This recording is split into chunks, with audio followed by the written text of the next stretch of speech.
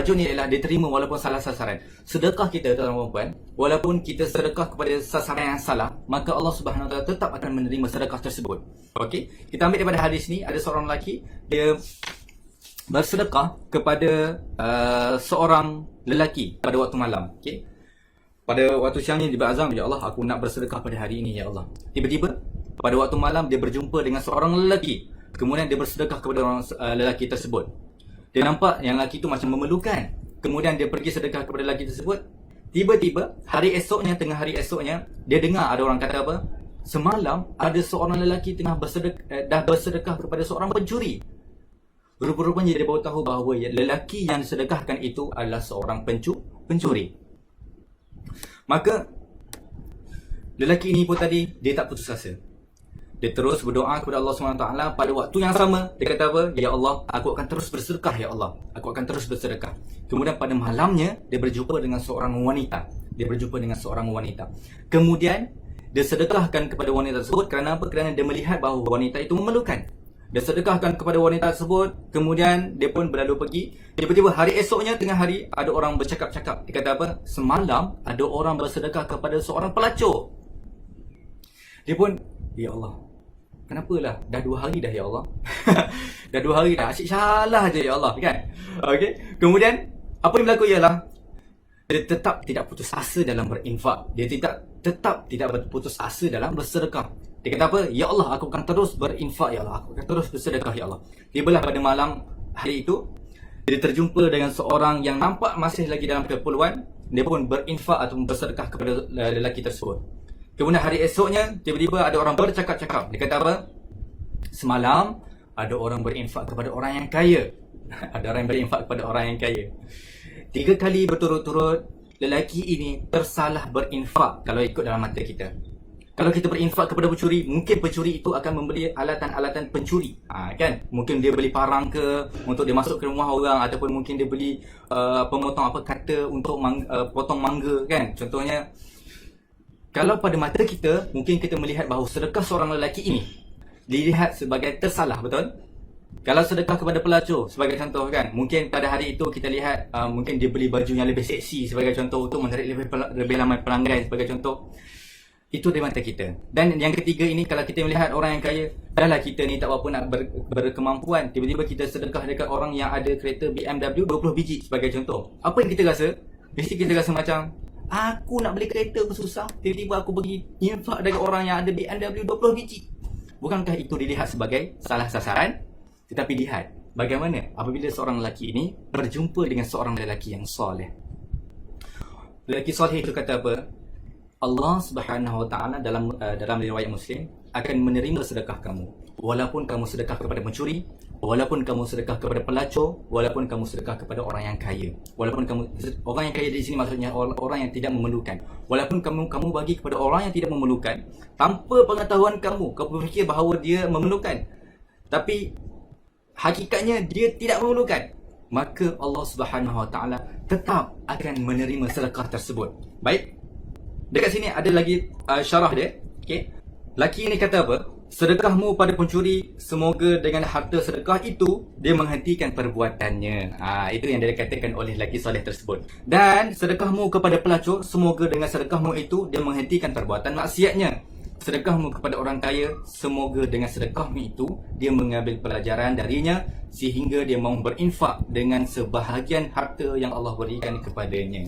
Masya-Allah. Tuan-tuan dan puan, apa yang kita boleh ambil daripada hadis ni, kadang-kadang dalam kehidupan kita, kita banyak sangat berfikir-fikir dalam kehidupan kita, banyak sangat kata-kata hati kita, betul. Bila mana ada orang minta sedekah daripada kita, kali pertama insya-Allah kita akan bagi RM1 ataupun RM2. Tapi kali kedua, tuan-tuan dan puan, bila ada orang lain datang, kita kata apa? Asyik datang dekat aku je. Macam tu kan, asyik datang dekat aku je, aku rasa dia ni mesti scam ni. Kalau tengok dekat dalam bank dia, mesti ada RM30,000.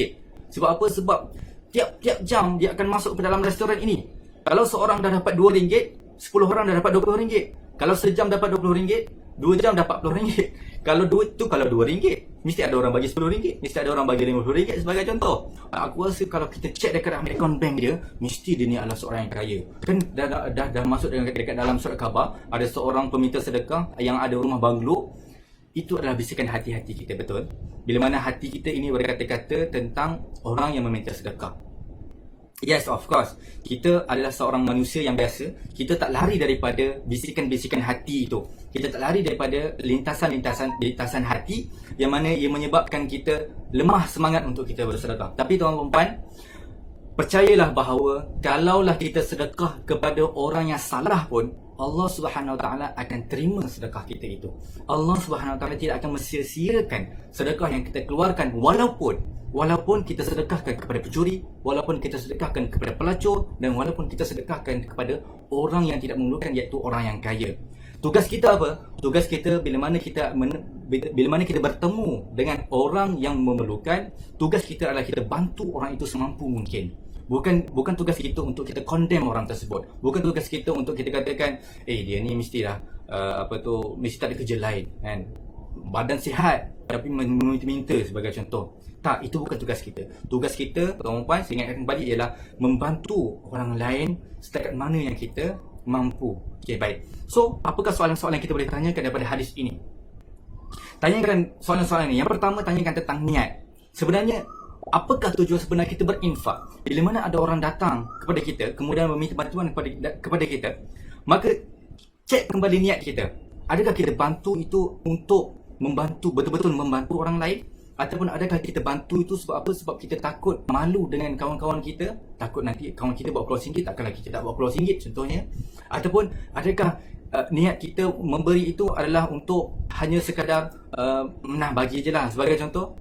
Cek kembali niat kita, apakah tujuan sebenar kita memberi kepada orang lain, tujuan sebenar kita berinfak, tujuan sebenar kita bersedekah. Itu yang pertama. Kemudian yang kedua, bila mana kita berinfak, bila mana kita bersedekah, tanyakan soalan yang kedua ini. Apa dia? Ada tak bisikan negatif dalam hati selepas berinfak? Kita kena realise perkara ini. Kadang-kadang bila mana kita bagi RM1, RM2, RM5, RM10 pada orang lain, kadang-kadang hati kita ni dia berbisik-bisik macam tu, kan? Engkau pun tak cukup lagi, kan?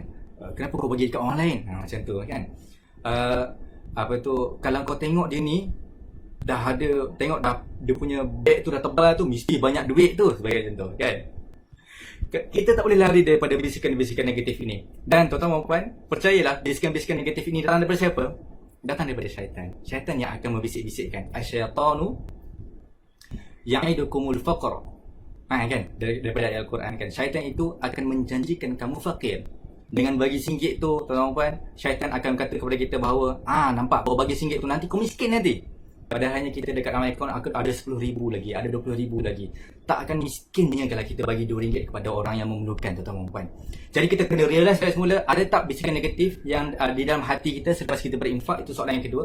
Dan kemudian bila mana kita dah realise adanya bisikan-bisikan negatif ini, kalau dekat dalam bahasa bahasa baratnya dia panggil sebagai ANTS, automatic negative thoughts. Automatic negative thoughts. Kita akan sentiasa ada perkara pandangan negatif ini.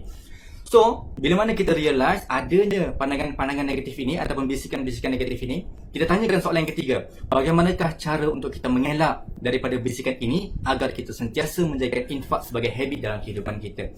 Kita kena fikir balik semula, ya Allah, itu adalah fikiran aku sahaja, ya Allah. Aku bagi ni memang betul-betul aku nak bantu dia, ya Allah. Aku tahu, ya Allah, Engkau akan terima segala sedekah aku walaupun sedekah yang aku berikan itu salah sasaran, ya Allah. Macam tu. Okey? Aku akan tetap sedekah juga, ya Allah. Kenapa? Kerana dia meminta kepada aku, ya Allah. Dan aku sebagai seorang saudaranya, aku akan bantu dia semampu aku. Kenapa? Kerana aku tahu bahawa Engkau akan terima sedekah ini, ya Allah.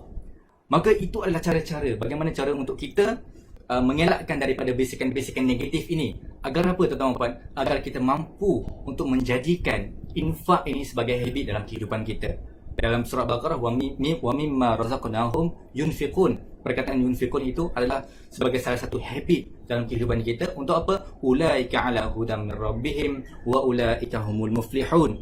Supaya apa? Supaya kita berjaya dalam kehidupan kita ini, tuan-tuan.